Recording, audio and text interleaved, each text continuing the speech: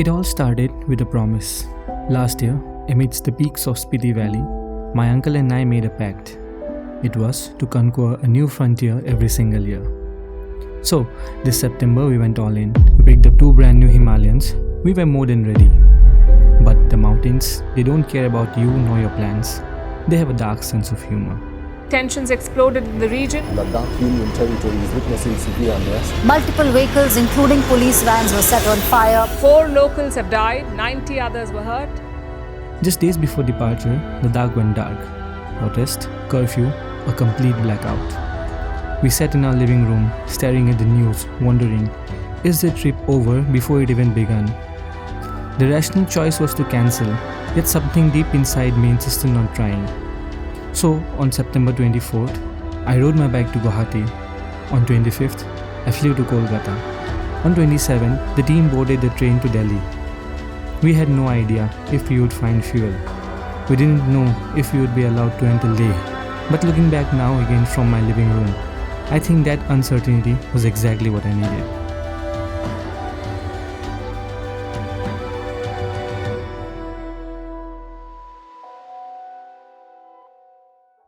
The first day wasn't about the mountains, it was about escaping the gravity of the city. We reached Delhi and split up. My uncle went to get his bike and I rushed to Anand Vihar to collect mine. Back together at NDLS, we set off for Chandigarh. Sweating, partially geared up and fueled only by adrenaline. It was hot, it was dusty, and honestly it was just an okay day. I did not pull out the camera, I didn't try to be a filmmaker. I just wanted to ride, and 275 kilometers later, we hit Chandigarh. We checked into our hotel, crashed onto our beds and closed our eyes. The chaos was finally behind us. Day 2, Chandigarh to Solang Valley. The sun was out, the mood was high. We had our parathas and were ready to roll at 8 am. But the machines had other plans. One of our bikes decided to give up before we even left the city limits. It took us 3 agonizing hours just to fix it. By the time we hit the road, the morning cool was gone. We were just chasing time. Then we entered the Leh-Manali highway. Last year this road was a ribbon of perfection, but this year, a massive cloudburst last month had torn the mountains apart. The road was scarred. While we passed through without any issue, the sheer destruction brought a sharp realization. Our connection to these places is incredibly fragile. And just like that, the dust was gone. The air was sudden, sharp and cold. We were officially in the mountains. We reached Solang as the light faded, dusty, tired but satisfied. The city was a memory, the cold was a promise, and the real climb, it starts tomorrow. Day 3, Solang to Gonboranjon. It started easy, a good breakfast, bags loaded, and the crisp morning air of the valley. The ride up to the tunnel, it's deceptive. It's lush, it's green. The air is still thick enough for you to breathe easily, and all you do is try to soak it in because deep down you know this is the last bit of greenery you're going to see for a long time. As you approach towards the south portal, the scale of the mountains hits you. What you see isn't just a tunnel, it's a gateway between 2 different worlds. Behind us, civilization. Ahead, 9 kilometers of darkness, and then the unknown. This is the Atal Tunnel. One moment, you are in the lush green Kullu Valley, and 9 kilometers later, you exit into a high altitude desert. The other side is a shock to the system itself. The green is gone, deleted, replaced by a massive barren mountain and the Chanda River cutting through the valley. And the roads here? Wide, smooth tarmac stretching into the horizon. It felt like a racetrack at 10,000 feet. We were just flying. At Tandi, we got a warning. The locals looked at our loaded bikes and said, "Don't stop at Gomboranjon, it's too cold, push for Padum." And this was our first day in the mountains, and with the rookie's confidence, we dismissed the advice of the local. Then came Darcha. We crossed the longest bridge in Himachal, steel and concrete spanning across the Baga River. This bridge is like a border. Crossing it felt like locking the door behind us. There was no turning back now. And when I say there was no turning back now, I have realized we should have listened. At sunset, the mountain showed its true power. The temperature crashed, not just dropped. It went from pleasant to freezing in minutes. By the time we saw the silhouette of Gomboranjon, it was pitch dark. My hands were frozen to the handlebars. I couldn't feel the clutch. It was a hell of an experience, absolutely brutal. We reached the camp, no internet, no signal, no way to call home. Just us and the void. To survive the minus 15 degree chill, We turned to the local remedies, a warm barley wine and a bidi. It wasn't luxury, it was just survival. Our bodies were broken, but they were ready. The uninhabitable had just become our home. We survived the night, and when the sun finally hit the peak of the holy mountain, the cold didn't matter anymore. Day 4, Gomboranjan to Zangla. This day was an apology for last night. The roads were butter smooth, and we found a new riding partner, the Zanskar River. And after a day of digital detox, the phone beeped signal. But Zanskar is a land in transition. Just before Padum, the tarmac disappeared. The roads turned into a construction zone. We passed bridges that were still steel, hanging over the water. We had to take the detours, riding through dust and loose gravel. But honestly, I did not even mind the bumps, because look at this view. The valley opens up here in a way that makes you feel tiny. To your left, the river. To your right, massive rock faces. And we roll down into Padum for a quick lunch. A tip for the riders, there's a new petrol pump near Padum. You don't need to carry those heavy jerry cans if you have a decent tank range. But the real magic happened after lunch. The road to Zangla. I don't know how else to describe it. It was pure cinema. My uncle said, "यार ये क्या जगह है? Videos को justice नहीं दे पाएगा." And I agree. Sometimes the camera fails you. It captures the light but misses out on the feeling. The meadows, the silence, and the straight line to infinity. It was simple, and it was perfect. We ended the day at Zangla, at the Dragon Homestay. A word of caution though. Zangla is beautiful, but it is remote. In the off-season, resources are scarce. If you want comfort, stay in Padum. But if you want silence, this is the place. Yesterday, Ladakh broke us. Today, the same Ladakh healed us. That's the rhythm of this place. One day it kills you, and the next day it heals you.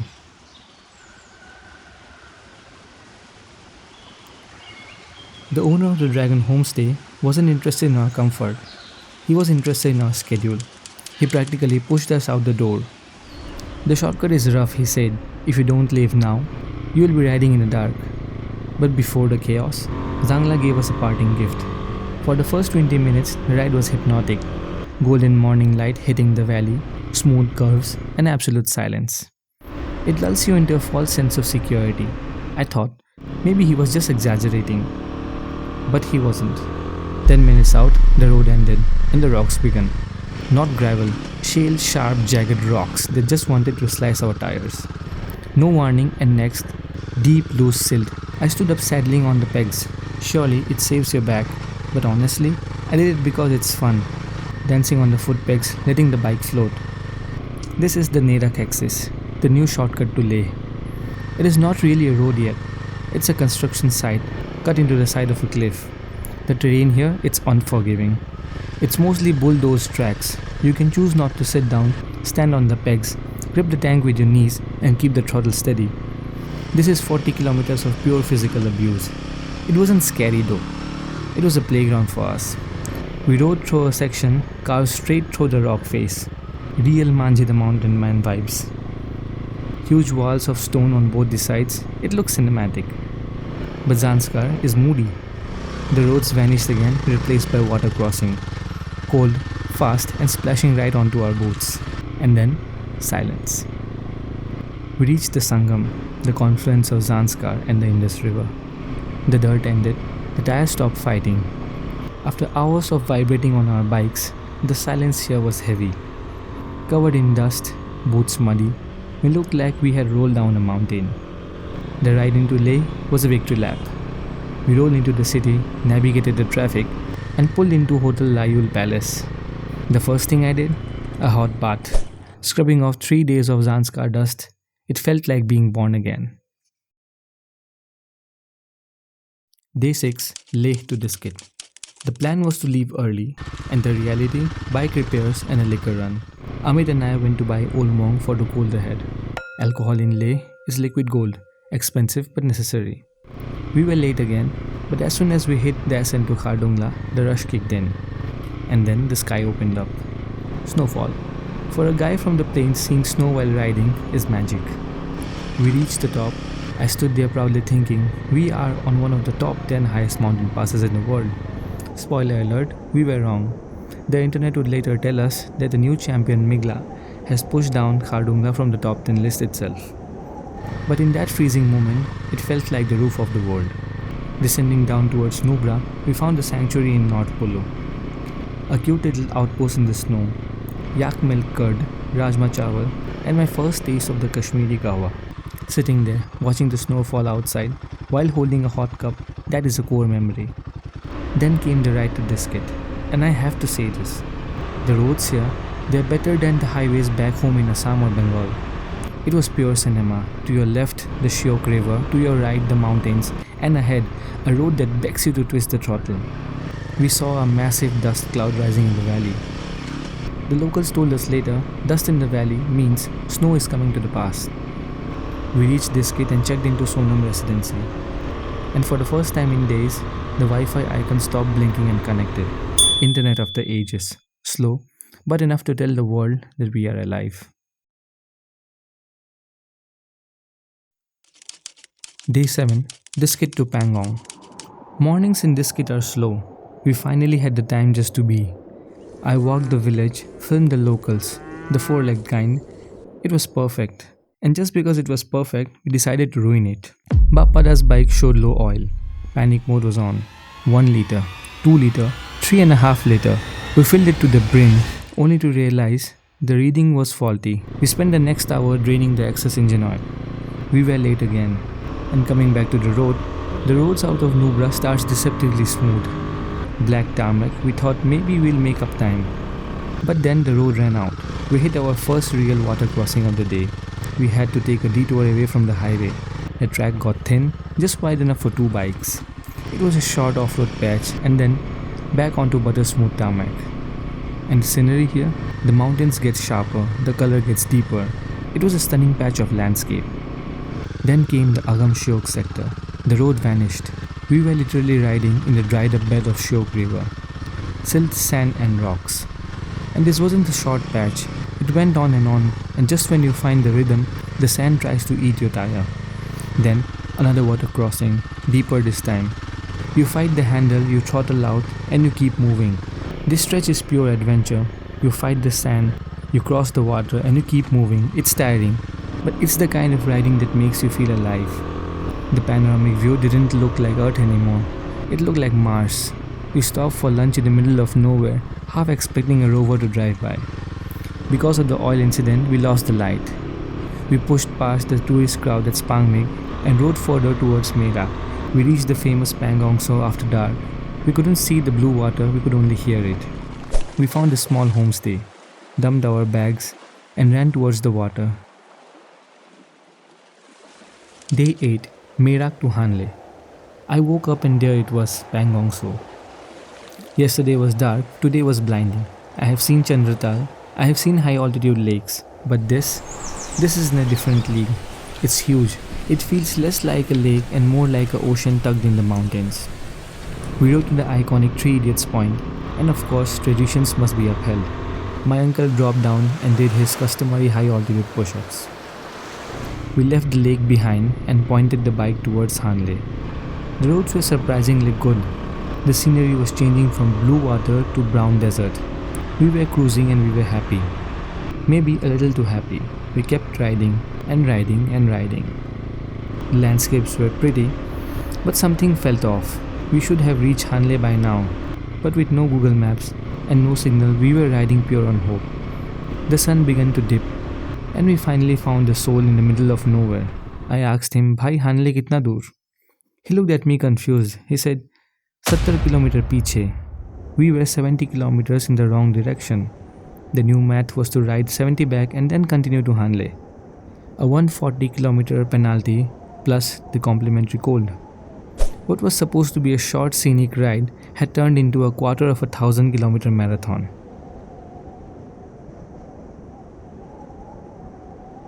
Day 9, Hanle. The plan was big. Hanle Observatory, then the mighty Umling, the highest motorable pass in the world. I started early riding solo up to Mount Saraswati. The observatory here sits at an altitude that makes it one of the highest in the world. Out of all, only one telescope was available to the public, and honestly, I was just happy to be there. But standing here, looking at these machines that watch the universe, it was a special kind of magic. We regrouped and pointed our bike towards the target, Umling. To get there, we had to cross Fotila, the 6th highest mountain pass. The ride started well, good tarmac, cold air, and high spirits. And then the Indian army stopped us. An army truck was coming down. The soldier looked at us and said, "Don't go up, heavy snow, Fotila is closed." But we, being us, we thought, let's just see it for ourselves. We didn't want to give up without a fight. We pushed up, but the mountains pushed back harder. We were about to hit the pass, and it was a whiteout, black ice, continuous snowfall, and we had still more than 100 kilometers to go. For the first time in this entire trip, I lost confidence. My bike was crawling, my heart was pounding. This wasn't an adventure anymore, it was a death trap. We stopped, we looked at the white void ahead. Logic finally kicked in, we pulled the plug. Umling was cancelled. The ride back to Hanle, it was silent. We had failed, the day was lost. We were in trouble now, we had to be in Leh tomorrow. If we tried Umling again and failed, we would miss our schedule. The room was split. Uncle and I voted for logic. Shubhoda and Bishalda voted for passion. They said Umling or nothing. Amit and Bappada were caught in the crossfire.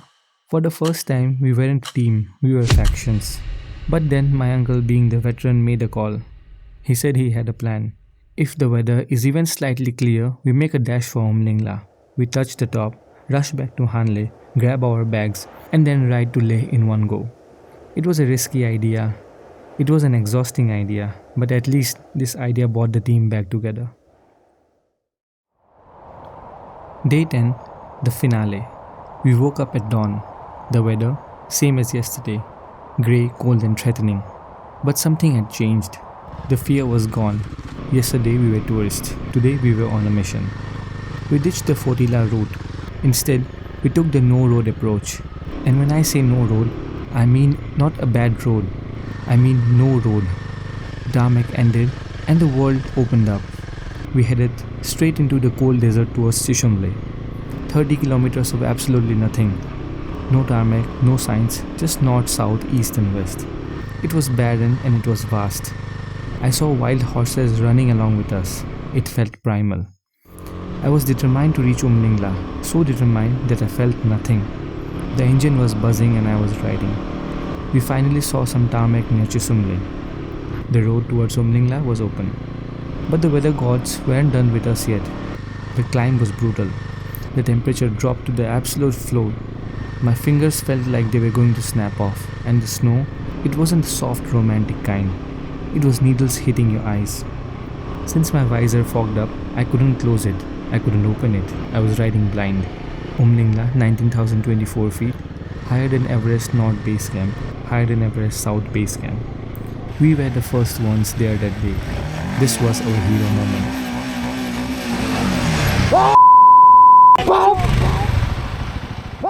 For a moment, the cold disappeared. We drank coffee, we took photos, and to flaunt our lungs, we even shared a smoke. The descent was pure magic too. The snow stopped, the sun came out, and the brown barren desert we crossed in the morning, it was gone, replaced by a blanket of pure white. It was one of the most beautiful sights I have ever seen. And then naturally, we got lost. In a desert with no roads, every direction looks the same. We wandered for 30 kilometers left, right, who knows what. And since we were happy, we were just laughing. It took us time, but we were there. The day wasn't over yet. We packed up, fueled up at Neoma, and pointed the bikes towards Leh. We thought the adventure was done, but Ladakh had one final boss left for us. 100 kilometers away from Leh, the sky collapsed. Heavy snowfall at night, wet gloves, wet pants, freezing wind.